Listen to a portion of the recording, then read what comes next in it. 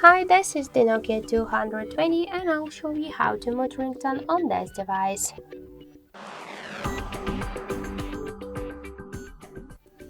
So first open the menu and scroll down to the settings.